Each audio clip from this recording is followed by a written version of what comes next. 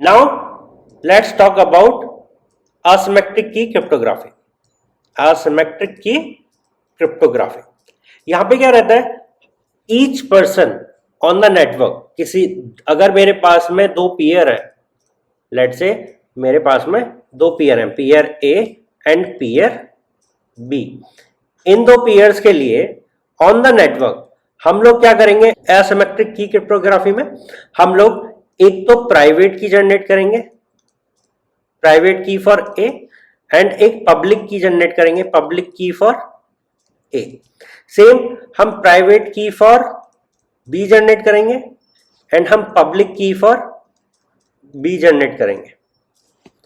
ठीक है, अब इस पर्टिकुलर प्राइवेट एंड पब्लिक की में से ये याद रखिएगा कि पीयर ए को या पीयर बी को, जितने भी पीयर्स हैं सबको अपनी जो प्राइवेट की है उसको सिक्योरली अपने पास रखना है, किसी को बताना नहीं होता, ये चीज शेयर नहीं करी जाती। And on the other hand जो आपकी पब्लिक की है वो एक पब्लिक बफर में मेंटेन करी जाती है। ठीक है, ये पब्लिक बफर में मेंटेन करी जाती है। नाउ अगर असिंक क्रिप्टोग्राफी में किसी को कोई मैसेज भेजना है तो वो क्या करता है, वो अपनी प्राइवेट की से लॉक करता है। ठीक है, मतलब एनकोड करता है, एंड जो जिसको आप भेज रहे हो उसकी पब्लिक की से एनकोड करता है। तो पहला स्टेप है अपनी प्राइवेट की से एनकोड करना, एंड दूसरा स्टेप है जिसको आप भेज रहे हो उसकी पब्लिक की से एनकोड करना। ठीक है, नाउ सेंडर एंड पे क्या होता है, सेंडर एंड पे जब रिसीवर इसको रिसीव करता है तो उसे समझ आता है ओके ये मेरी पब्लिक की से एनकोडेड है, तो इसको मेरी ही प्राइवेट की डिकोड कर पाएगी। यहां पे जो मैं स्टेटमेंट बोल रहा हूं दोबारा से सुनना कि अगर मेरी पब्लिक की से एनकोड है तो मेरी प्राइवेट की डिकोड कर पाएगी। असिंक क्रिप्टोग्राफी में ये स्टेटमेंट काफी इंपॉर्टेंस रखता है, एंड ये क्यों इंपॉर्टेंस रखता है उसके पीछे का कारण ये है कि हम आपको दो की देते हैं, अगर आपने एनकोड किया की 1 से तो आप डिकोड कर पाओगे की 2 से। ना की 1 अगर आपकी पब्लिक की है तो आपका की 2 होगा प्राइवेट की, एंड अगर की 1 आपकी प्राइवेट है तो की 2 होगा आपका पब्लिक की। ठीक है, ये पर्टिकुलर आपको रूल याद रखना है, ये रूल है असिमेट्रिक की क्रिप्टोग्राफी का। ठीक है, आपको ये समझ आया होगा। ठीक है, तो यहां पे फोकस जो किया मैंने वो इसका था कि अगर मैंने किसी की पब्लिक की से एनकोड किया तो मैं डिकोड करूंगा उसकी प्राइवेट की से, एंड वाइस वर्सा। ठीक है, अगर मैंने एनकोड किया प्राइवेट की से तो मैं डिकोड कर पाऊंगा पब्लिक की से। याद रखना है ये। ठीक है, पक्का पक्का याद रखना है, भूलना नहीं है असिमेट्रिक की क्रिप्टोग्राफी एंड सिमेट्रिक की क्रिप्टोग्राफी के बीच में। ठीक है, चलो तो अब बात करते हैं डिजिटल सिग्नेचर की। Now what is digital signature? तो जब भी आप ओवर द नेटवर्क कोई भी मैसेज या डेटा सेंड करते हो, कोई भी मैसेज या डेटा सेंड करते हो from sender A to receiver B, ठीक है, तो आपको याद रखना है कि आप जब ये सेंड करोगे तो आपको क्रिप्टोग्राफी का यूज करना है। एंड ये डिजिटल सिग्नेचर के टाइम पे आपको मोस्ट ऑफ द केसेस में कौन सी क्रिप्टोग्राफी यूज करनी है? असिमेट्रिक की क्रिप्टोग्राफी। ये रूल ऑफ थंब है, आपको भूलना नहीं है। ठीक है, अब एक एग्जांपल लेते हैं। जब भी आप कोई डेटा सेंड करोगे तो कैसे रहेगा? लेट्स से मुझे अपने से किसी अपने फ्रेंड को ना एक सीक्रेट मैसेज शेयर करना है। मेरे ग्रुप में 3 लोग हैं, मैं हूं, मेरा दोस्त है और मेरा एक दोस्त का दोस्त है। ठीक है, मैं दोस्त के दोस्त पे ज्यादा ट्रस्ट नहीं करता, मैं चाहता हूं मैं अपने दोस्त को एक बात बोलूं।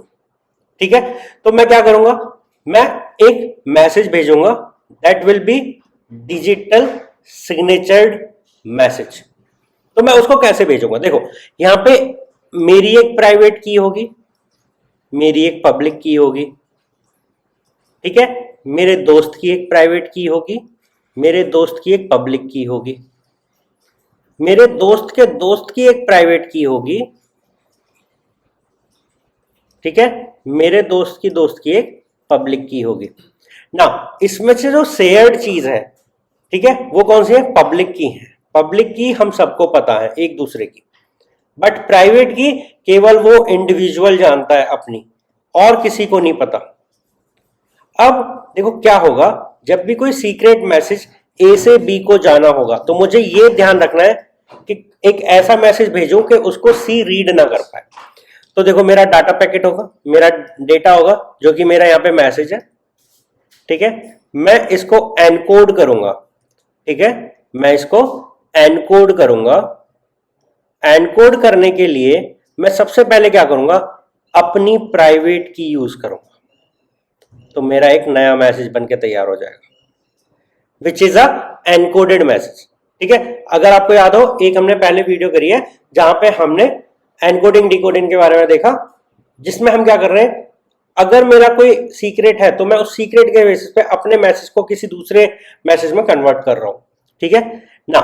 अब मेरा ये मैसेज हो गया, अब मैं क्या करूंगा, मुझे सिर्फ बी को भेजना है, तो मेरा रूल था असिमेट्रिक की क्रिप्टोग्राफी का कि अगर मैं अपनी प्राइवेट की से अनलॉक करता हूं, दैट मींस मेरी पब्लिक की से कोई भी अनलॉक कर लेगा, बिकॉज पब्लिक की मेरी बाहर अवेलेबल है। मैं चाहता हूं कि मेरे मैसेज को मात्र बी, जो कि मेरा दोस्त है, वही पढ़ पाए, तो मैं उसकी पब्लिक की लूंगा, मैं उसकी पब्लिक की लूंगा, उससे अपने मैसेज को लॉक कर दूंगा। तो दिस इज पब्लिक की ऑफ बी, जिससे मैंने इस मैसेज को लॉक कर दिया। तो इस मैसेज में देखो अभी बिकॉज ये पब्लिक की ऑफ बी है, तो इसको अनलॉक करने के लिए सिर्फ बी ही कर सकता है, ठीक है। इस मैसेज को मैं ओवर द नेटवर्क भेजूंगा, तो जो रिसीव होगा बी को, वो क्या रिसीव होगा, एक मैसेज जो कि लॉक है पब्लिक की ऑफ बी से। तो इसको अनलॉक करने के लिए प्राइवेट की ऑफ बी होनी चाहिए, एंड वो किसके पास मिलेगी, वो मात्र बी के पास मिलेगी, और किसी के पास नहीं है ऑन द नेटवर्क। सो मात्र बी इसको अनलॉक कर पाएगा।